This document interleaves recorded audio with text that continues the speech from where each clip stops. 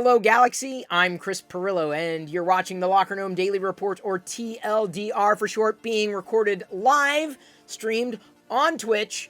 You can join me there every night at 6 p.m. Pacific. I wanted to talk a bit about iOS, specifically 10 things, at least 10 things that I would like to see them change in iOS. And of course, I'm sure you have other ideas if you want to see Apple change something in iOS, or what would you like to see them change? Leave that as a comment. I would appreciate it, and of course, I'm probably going to agree with you as well. The first thing that I want to see them do, none of this should be a surprise to any of you, is reboot the entire platform. Reboot it. Top to bottom. It is ripe for a reinvention, and that doesn't mean break the apps. It just means evolve everything, push things along. It needs a new coat of paint and then some. And I've seen what they call neumorphic designs, and I really like what I've seen, at least as far as design concepts, user interfaces, the potential user experience in neumorphic design concepts. And I think it would go a long way if iOS was neumorphic. Another thing that I want iOS to do, or I guess Apple to do with iOS, is redo all the animations. Okay, all of them. Every single transition, every single animation, everything. And just stick to one thing, because I am tired of running into the jank. I'm tired of being in a random default app, and then suddenly it just starts flipping out. Or it does this weird transition thing because it doesn't know what to do with itself. It's more common than you know, and I'm not going to outline all those issues here. That's one of the reasons I'm on Twitter. I might screenshot it or take a video to showcase, look, this is what's going on, and it's driving me nuts. So they need to clean things up.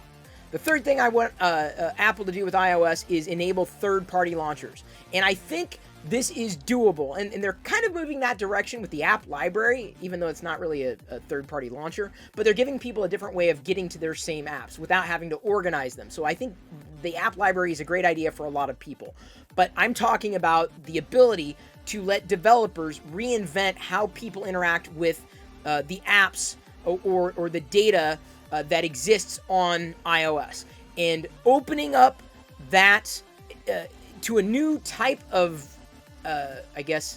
launcher experience could very well refresh iOS to the point where a lot of people get excited about it. And I can tell you, there are a lot of great third-party launcher ideas out there, at least for Android, and that would be a great thing for Apple to borrow. The next thing I would like to see them do is enable third-party voice assistants. So you may want to use Bixby. I'm not one of them. You can use the Google Assistant on the iPhone. I mean, that exists. You can still use it.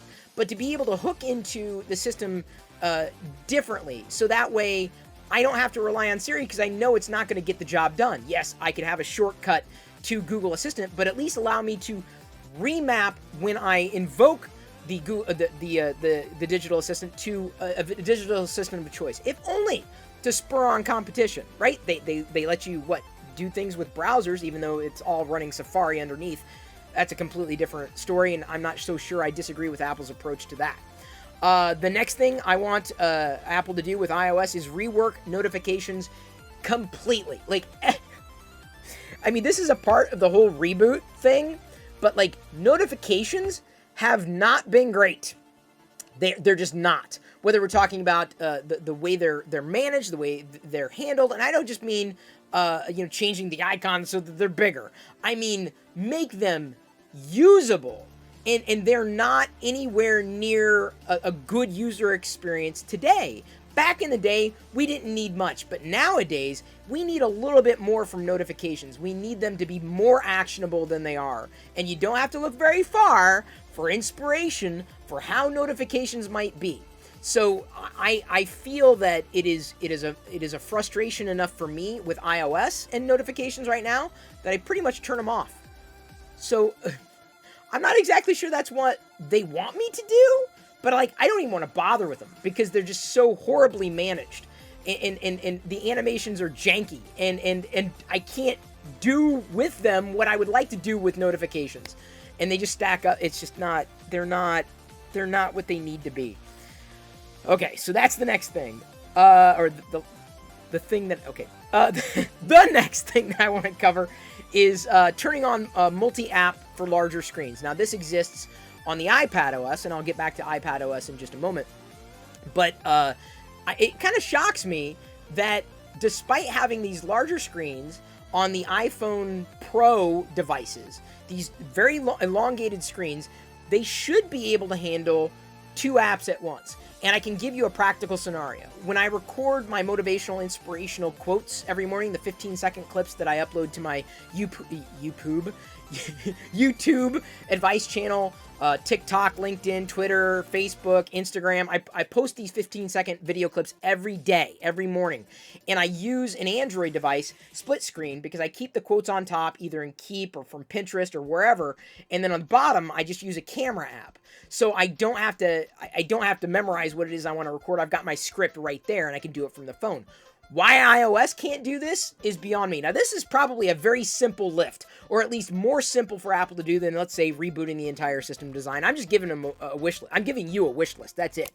I just don't want to just sit here and complain. I'm just asking for a better experience. That's why I wanted to do this video. Not that it would go anywhere. Although I did have a dream last night that I met Tim Cook in an elevator and he hugged me. I don't want to. I was at someone's wedding and he came to their wedding, and apparently I was there at the same. I'm not going to mention whose wedding it was because then it would get really, really weird. But yes, I've had dreams about Tim Cook. Not weird. He hugged me though. He was nice, so it was a good dream. I think. I don't think if we met in person he would hug me. I don't think, especially after watching this video and the other videos I've done on iOS.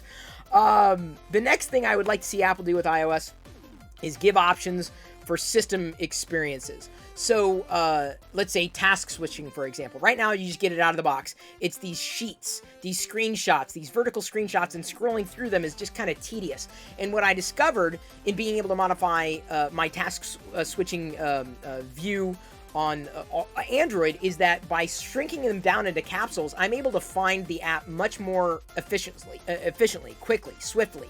And so if Apple just wants to do it one way, fine, but you know, could you give us other options?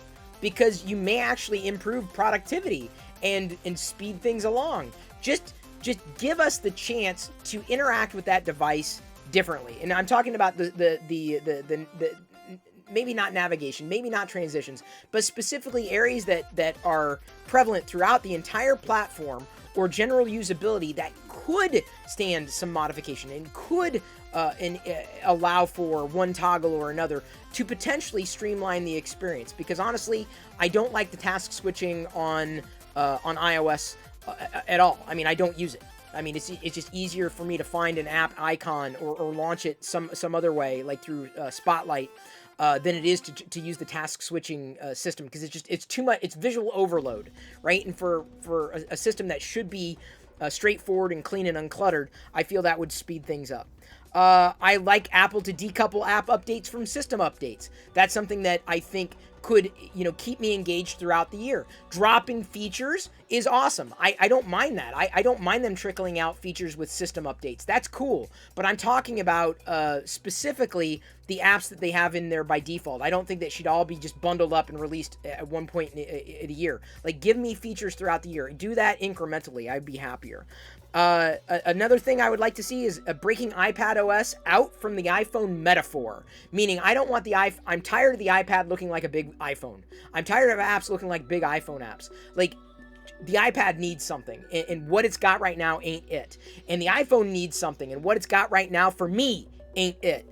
But I think breaking out iPad OS specifically from a design metaphor of an iPhone is critical for for me to enjoy the iPad experience. Forget the hardware. I want better software.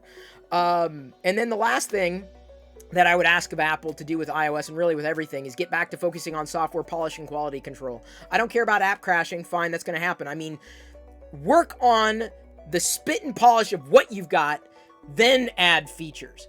Like, clean it up, fix these problems, these UI issues, the jank, if you will, and I don't mean drop frames necessarily, just make it good, then add features on top of it, and I would be happier. So I feel happier kind of getting this off my chest. Maybe you agree, maybe you disagree. I don't know. What would you change if you had a chance to change 10 things? One thing? What would it be in iOS?